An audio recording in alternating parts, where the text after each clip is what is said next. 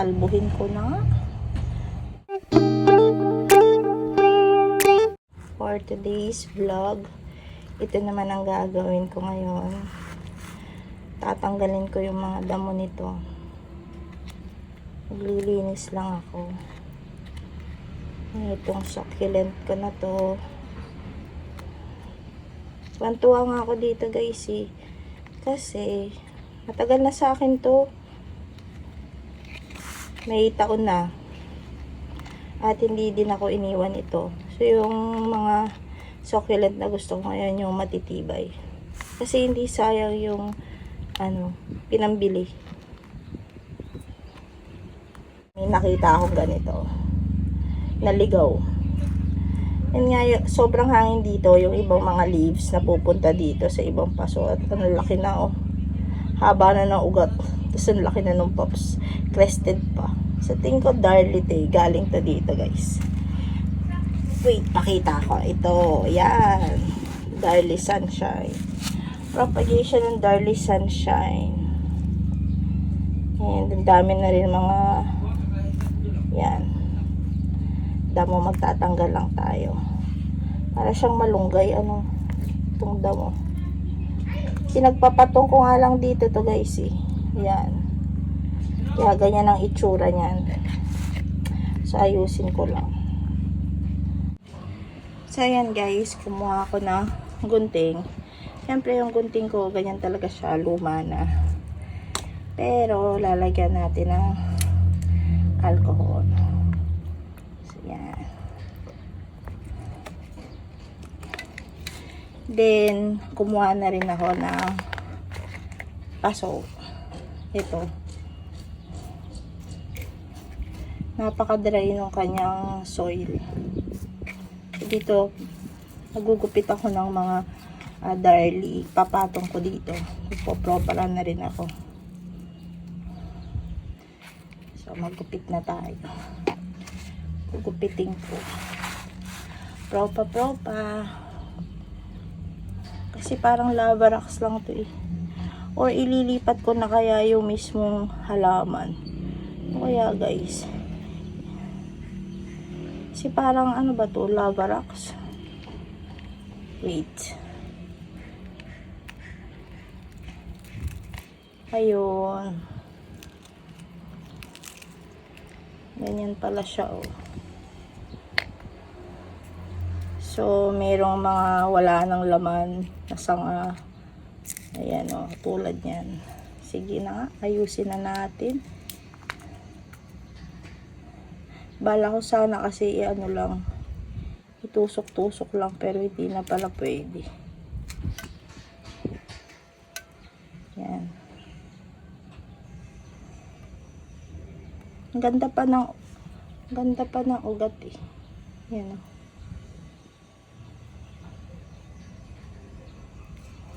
So, ang gagawin ko ngayon is magkakat lang ako. Balik ko siya. Babalik ko dito. Yan. Tapos magkakat lang ako ng mga heads. Pang propa. Alcohol ulit. Yan.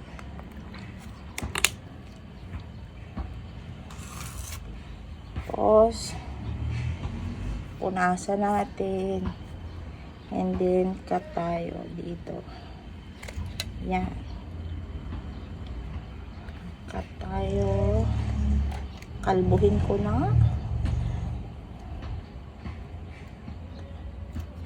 Kalbuhin na natin guys. Yan. Si Darlie. Nga sabi ko sa inyo, gusto ko na mag-alaga ngayon yung talagang madali lang alagaan. Yan o. Kasi sulit yung pera mo dun eh, kesa yung bibili ka. Tapos, wala namang oras sa pag-aalaga. Sayang lang. So, sa succulent talaga kailangan may oras. Oras na binibisita. Hindi pwede yung dire-diretso na hindi bibisitahin. Kasi, pag minsan, sobrang dry naman, nagdadry yung mga sanga nila, nakakaligtaan madiligan. Pag naman sobrang hangin, sobrang ulan, ayan naman, ayaw naman nila. So, kailangan talaga yung mga succulent na binibili is kaya yung minimal sa mga taong busy. Mga succulent na high maintenance, nako, kailangan dun ng attention, extra care and attention. Ang mamahal pa man din ng mga ganong succulent, ano guys, lalo na kapag mga bagong labas na hybrids, mamahal. Syempre, para sa iba, kasiyahan nila yun guys. Pero para sa akin ngayon this year, gusto ko yung ano na lang, magtatagal, tsaka yung masusulit mo yung ganda. Ay, nalagas na. So, tingin ko yun na muna. Tapos ito, nakalbo na siya. Itatabi ko lang, isisilong. Yan. Yeah. Tapos, ililipat natin dito. Yan. Simpleng-simple lang guys. Ayan o. May ugat na nga to. Yan. Babaon ko na siya dyan. Ganyan lang. Ganyan din. Kung anong ginawa ko sa Mendoza, ganun lang din. Ito nga may ugat eh. Nandito sa labas. Paano kanyan? Babaon ko din siya. Ayan. Mabahala na yung ugat mag-adjust.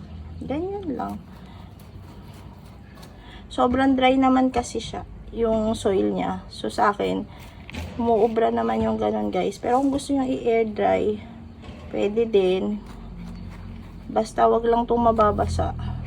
Kasi si Darlie lang naman to eh. Si Darlie is madali lang talaga din, parang si Mendoza. And maganda. Magandang kanyang stress color. Maganda si Mendoza, ay maganda si Darlie Sunshine. Yan ang mga favorite ko ngayon. Yung mga matitibay. Diba? Yan, tusok lang ako ng tusok hanggang sa mapuno ito, and malagay ko lahat ng mga pinagpuputol ko kasi isa lang yung aking nakitang pasok. Sige. Dami pa. Ito may ugat na nga ito eh. Yan. Yan guys. Tagal ko na rin nahilig sa succulent guys. Ay! What happened? Sayang. Tutubo pa kaya ito guys. Ano ba yun? Sige nga, subukan natin. O yan. Tagal ko na rin nagsa-succulent guys. Dami na rin na maalam. Daming nagstay. So, dun tayo sa mga nagstay. Parang pabalik-balik lang din ako sa succulent kasi napapabayaan. Tapos gusto ulit. Pero ngayon, this year, ewan ko, naglaylo muna ako. Hindi pa ako nakakabili ng mga panibagong succulent eh. Wala pa ako nabibili. Kaya ito, mini-maintain ko lang yung nasa akin. Yan. Asan na? Ito pa. Meron pang isa. So, yan. Tusok lang. Yan. Tsaka ito. So, sana ilipat si Crested sa magandang paso eh. Dito na muna siya. O, dyan ka na muna. Pag nagtuloy ka, ililipat kita. So, eto na guys. Ang aking napagandang Darlie Frontier from ito.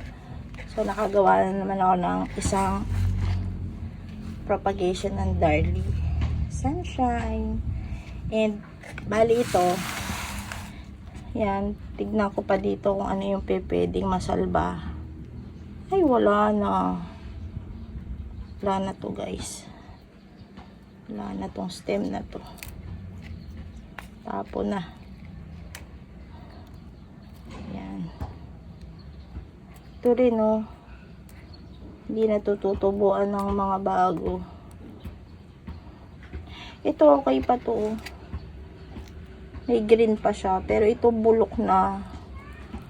So, hindi natututubuan ng mga babies.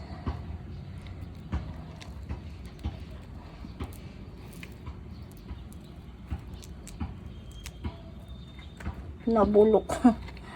Nabulok siya. Ayun, magkahiwalay naman pala sila. So, ibabalik ko to kasi ayos pa to. Yan.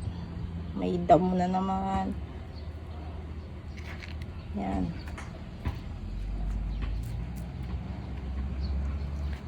Ito pa. Ay, meron to. So, yan. Mabato pala to. May mga lava rocks. Tanggalin natin yung mga patay-patay na.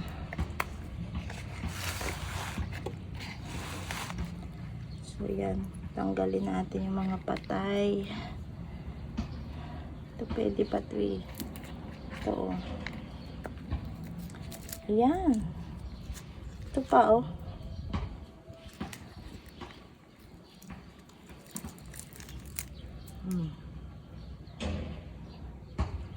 Yan. Ay. Wala din. Ayaw. Basta madali lang to si Darlie Sunshine. I-update ko kayo sa propa tsaka dito sa pinagputulan natin. Putulin natin na to. Kausli. So, ayan. Tignan natin guys.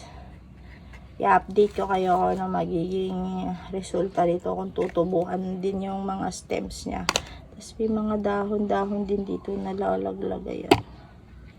Ayan. Ito yung tinrim natin. At papakita ko sa susunod sa inyo yung update, yung progress nito. Kung tutubuan pa itong mga stems niya. Tapos, ito naman yung nagawa nating bagong propa. Another pot of Darlie Sunshine. Ayan. So, bali magkakaroon tayo ng 2 pots. At saka yung nilinisan natin. Ayan. Ayan siya. Tinanggalan ng damo.